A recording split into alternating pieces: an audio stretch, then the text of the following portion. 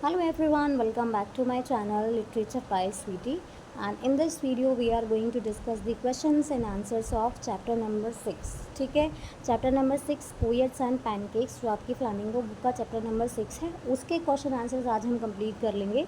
तो चलिए स्टार्ट करते हैं। क्वेश्चन आंसर स्टार्ट करने से पहले मैं आपको इसका थोड़ा सा ओवरव्यू बता देती हूँ। देखो, यहाँ पर ये जो आपका चैप्टर है पोएट्स एंड पैनकेक्स, ये एक ऑटोबायोग्राफिकल अकाउंट है। किन का? ऑथर का। तो ऑथर ने यहाँ पर जो भी उनके एक्सपीरियंसेस थे, वो एक जेमिनी स्टूडियो में काम करते थे, है ना। फिल्म इंडस्ट्री के अंदर जैसे भी काम होता है, पूरा जो भी प्रोसेस होता है, वो सारी चीज़ें इन्होंने यहाँ पर बताई गई हैं। ठीक है ना। एक्चुअल में जो फिल्म इंडस्ट्री है वो कैसी होती है, वहाँ जो लोग करते हैं काम, उनके बारे में यहाँ पर जो है वो अपने एक्सपीरियंसेस को हमारे साथ शेयर करते हैं। चलिए स्टार्ट करते हैं। What was the author's job at Gemini Studios. तो ऑथर का क्या काम था जेमिनी स्टूडियोज़ में। Why did he think he was doing nothing there. उनको ऐसा क्यों लगता था कि वो वहाँ पर कुछ भी नहीं कर रहे हैं, जबकि वो काम कर रहे थे वहाँ पर। फिर भी उनको ऐसा क्यों लगता है कि मैं यहाँ पर कोई भी काम नहीं कर रहा हूँ। आंसर देखो, ऑथर जो हैं आपके अशोक मित्रन, वह कहाँ पर काम करते थे? वो मेकअप डिपार्टमेंट में काम करते थे जेमिनी स्टूडियोज़ में। उनका जो काम था वो क्या था? उनका काम था कि न्यूज़पेपर की जो भी क्लिपिंग्स होती हैं उनको कट करके अलग अलग जो भी वहाँ पर उनको टॉपिक था या जो भी अलग अलग सब्जेक्ट था, उस पर वो न्यूज़पेपर की क्लिपिंग्स को कट करते थे और उनको एक फ़ाइल में स्टोर कर दिया करते थे। तो उनको ऐसा लग रहा था उस टाइम पर कि मैं कोई भी काम नहीं कर रहा हूँ, क्योंकि ये जो काम वो कर रहे हैं ना, न्यूज़पेपर क्लिपिंग्स कट करने का, इसके लिए अलग से कोई क्रिएटिविटी, अलग से कोई स्किल की बिल्कुल भी कोई रिक्वायरमेंट नहीं थी, ना ही बहुत ज़्यादा अपना दिमाग यूज़ करना था इसमें। कोई भी कॉमन पर्सन जो है, नॉर्मल सा कोई भी पर्सन अपनी कॉमन सेंस यूज़ करके इस काम को कर सकता था। उनका कोई कनेक्शन नहीं था एक्चुअल फिल्म मेकिंग प्रोसेस के साथ में। डिपार्टमेंट बहुत बड़ा भी नहीं था, डिपार्टमेंट वॉज सो स्मॉल, तो इसीलिए उनका जो काम था ये थोड़ा अनइम्पॉर्टेंट सा था। ठीक है ना, बहुत ज़्यादा इंपॉर्टेंट नहीं था। ऐसा लगता था कि बिल्कुल हल्का सा कोई भी काम है, नॉर्मल सा काम है, कोई भी इसको कर लेगा। यहाँ तक कि जो हेड ऑफ़ द डिपार्टमेंट थे, उन्होंने भी इनको कोई ऐसी जिम्मेदारी नहीं दी, इनको कोई ऐसी रिस्पॉन्सिबिलिटी नहीं दी जिसको देख करके, है ना, जिस रिस्पॉन्सिबिलिटी को लेकर ये कह सकते थे कि हाँ एक्चुअल में मैं कोई काम यहाँ पर कर रहा हूँ। Right. Number 2 question is, why was the office boy frustrated. Office boy जो है वो फ्रस्ट्रेटेड क्यों था? What did he think about the author. तो ये जो ऑफिस बॉय था, एक्चुअल में कोई बॉय नहीं था, ये अपने 40s की एज में यहाँ पे जो एक मैन होता है। अब इनका ड्रीम क्या था? ये यहाँ पर फिल्म इंडस्ट्री में जो है जेमिनी स्टूडियोज़ में जब ये आते हैं तो इनका सपना क्या था कि मैं एक एक्टर बन जाऊँ, मैं डायरेक्टर बन जाऊँ, है ना, स्क्रिप्ट राइटर में बन जाऊँ। लेकिन ऐसा होता नहीं है। वहाँ पर वो आते ही इसी ड्रीम के साथ में, पर वो यहाँ पर एक एज ए ऑफिस बॉय ही बनकर रह जाते हैं। ऑथर के बारे में वो क्या सोचते हैं? तो आंसर हो जाएगा आपका, the office boy was frustrated because he had join Gemini. वो क्या करता है, और जो ऑफिस बॉय आपको वो जेमिनी स्टूडियोज़ को ज्वाइन कर लेता है। He thought the author was in a position to recommend him. उनको लगता है कि शायद जो ऑथर हैं, जो अशोक मित्रन है, वो मुझे रिकमेंड करेंगे एज एन एक्टर, मुझे जो है रिकमेंड करेंगे, है ना। Studios with dreams of becoming a great actor और डायरेक्टर और for a role in films because the author had access to the big screen writer. तो उसको ऐसा लगता था, जो ऑफिस बॉय थे उनको ऐसा लगता था कि मैं यहाँ पर आया हूँ तो मुझे ये रिकमेंड कर देंगे, जो अशोक मित्रन है वो मुझे रिकमेंड कर देंगे, क्योंकि उसका सपना क्या था? सपना था उनका एक एक्टर बनने का, डायरेक्टर बनने का। और उनको ऐसा इसलिए लगता था कि जो ऑथर हैं, अशोक मित्रन है ना, वो बड़े बड़े जो स्क्रीन राइटर हैं उनको जानते हैं, इसलिए उनको लगा कि ये मुझे शायद रिकमेंड कर देंगे। लेकिन इतने साल काम करने के बाद भी, लगभग 5-6 साल काम करने के बाद भी, he was just an office boy. अभी भी वो क्या एज ए ऑफिस बॉय वहाँ पर काम कर रहे थे, है ना, उस स्टूडियो में। तो जो लड़का था, यानी कि जो ऑफिस बॉय था, उनको ऐसा विश्वास था, the boy believe the author could help him, he was doing makeup and other odd jobs, he entered the main stream of film making but the author could not do anything for him. तो उनको ऐसा लगता था कि ये मेरी help करेंगे, इन लोगों को जानते हैं, तो इनके पास एक्सेस है इन लोगों से बात करने का, इनके पास जाने का, राइट। और लेकिन ऐसा कुछ भी वहाँ पर नहीं होता है। Number next third question is, what did the visit of the English poet to Gemini Studio signify. तो यहाँ पर जेमिनी स्टूडियोज़ में एक बार क्या होता है, इंग्लिश पोएट जो है आपके स्टीफन स्पेंडर, एडिटर भी हैं आपके और इंग्लिश पोएट भी हैं, तो ये जेमिनी स्टूडियोज़ में आता है। तो ये वहाँ पर आए थे, तो इसकी क्या इंपॉर्टेंस है, क्या सिग्निफाई करता है, ये देखो। The visit of the English poet, जो इंग्लिश पोएट हैं आपके स्टीफन स्पेंडर, वो कहाँ पर आते हैं? जेमिनी स्टूडियो में आते हैं। ठीक है। अब जेमिनी स्टूडियो क्योंकि बहुत ही प्रेस्टिजियस था, बहुत फेमस था वहाँ पर, तो वहाँ पर कोई इस तरह कोई फेमस पोएट वहाँ पर आ रहा है, तो काफ़ी बड़ी बात थी उस चीज़ के लिए वहाँ पर। लेकिन यहाँ पर जब वो आते हैं ना, तो कन्फ्यूजन क्रिएट हो जाता है। क्यों हो जाता है?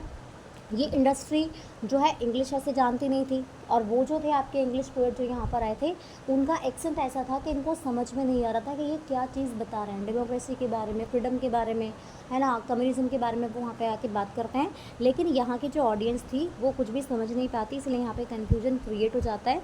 द पोएट ऑल्सो कुडंट से much because of the language barrier and the formal setting. तो यहाँ पे कोई कुछ भी नहीं बोल पाता है, क्योंकि यहाँ पे किस चीज़ का रिस्ट्रिक्शन आ रहा था, यहाँ पे लैंग्वेज का आ रहा था, लोग लैंग्वेज को समझ नहीं आ रहे थे। यहाँ पे लोग कौन से थे, जनरली तमिल बोलने वाले जो हैं आपके लोग रहे होंगे यहाँ पर।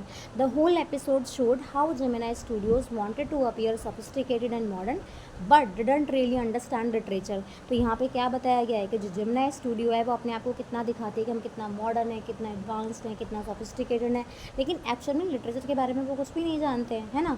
It was more about show than substance, यानी कि एक्चुअल में कोई वैल्यू नहीं है, बट दिखा इतना रहे कि हाँ हमारी बहुत ज़्यादा वैल्यू है, ठीक है। दिखावा जो है वो यहाँ पर बताया गया है। Number next is how did the makeup department of the Gemini Studios work. Gemini Studios का जो मेकअप डिपार्टमेंट था वो कैसे काम करता था।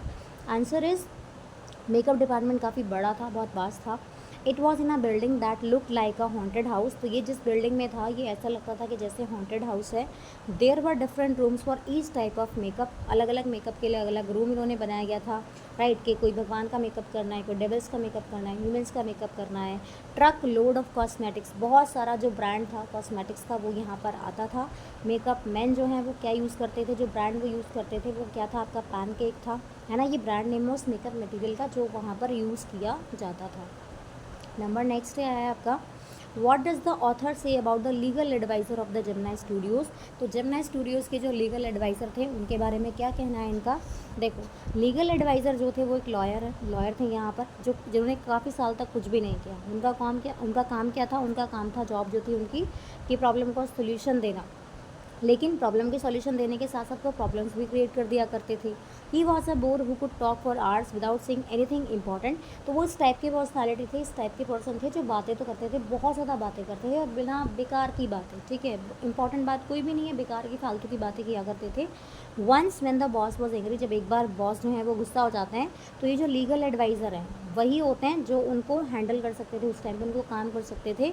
Author calls him a great man sarcastically, वो उनको एक ग्रेट मैन यहाँ पे कहते हैं। क्यों? क्योंकि वो इस टाइप के पर्सन थे कि काम की बातें नहीं करते थे, फालतू की बातें करते थे। उनसे फालतू की बातें कितनी भी करवा लो। He represents the kind of people who survive in big organisations by doing nothing but talking. तो ये इस टाइप के कैटेगरी में आते हैं कि जहाँ पर लोग काम करते हैं, बड़ी बड़ी ऑर्गेनाइजेशन में काम करते हैं, तो वहाँ पर लोग कुछ भी नहीं करते थे, बस बातें करके अपना काम जो है वो चला लिया करते थे। तो ये आपको क्या बताता है, ये क्या शो करता है, ये आर्टिफिशियलिटी बताएगा यहाँ पर उस फिल्म इंडस्ट्री की, या उस जेमिनाई स्टूडियोज़ की जहाँ पर वो चीज़ें देख रहे थे, वो अपनी चीज़ें जो भी एक्सपीरियंस कर रहे थे वो हमें यहाँ पे बताते हैं, ठीक है। Next number is what is the significance of the title poets and pancakes. तो पोएट और पैनकेक्स जो आपका टाइटल है उसका क्या सिग्निफिकेंस है, देखो दोनों का मीनिंग समझते हैं। पोएट क्या करता है, पोएट जो है वर्ड्स का यूज़ करके वो क्या करता है, अपनी क्रिएटिविटी उसमें डाल देता है ना, अपनी स्किल यूज़ करते हैं और एक कुछ ही शब्दों से जो है वो बहुत अच्छी चीज़ें लिख देता है, राइट। उनका मीनिंग जब निकालते हैं तो उनका मीनिंग डिफरेंट मीनिंग उनका निकल कर आता है। सब पर्सन टू पर्सन वो जो मीनिंग है वो वैरी कर सकता है। तो पोएट क्या रिप्रेजेंट कर रहे हैं, poet represents arts, creativity and literature, right. Studio had famous poets, studio के अंदर जो लोग थे जो एज ए पोएट भी थे वहाँ पर, तो सुब्रमण्यम भारती थे आपके, स्टीफन स्पेंडर थे जो वहाँ पर आते हैं। It shows the serious intellectual side of the studio. तो यहाँ से हमें क्या पता लगता है, ये कुछ अच्छे या पॉजिटिव जो चीज़ें हैं वो हमें यहाँ पे पता लगी, ठीक है। अब पैनकेक्स के बारे में अगर हम बात करते हैं तो पैनकेक्स क्या था आपका, पैनकेक्स वो ब्रांड था उस मेकअप मटेरियल का जो वहाँ पर यूज़ किया जाता था, स्टूडियो में यूज़ करते थे। इट शोज़ द प्रैक्टिकल फिल्मी and commercial side of film making के जो दूसरे यहाँ पे एस्पेक्ट्स हैं वो हमें पता चलते हैं। By putting them together the author shows the contrast between art and commerce. तो यहाँ पर डिफरेंस बताया गया है, किस चीज़ में, आर्ट और कॉमर्स में डिफरेंस बताया गया है, या आप कह सकते हैं कि लिटरेचर में, है ना, और फिल्म इंडस्ट्री में यहाँ पे डिफरेंसेस बताए गए हैं।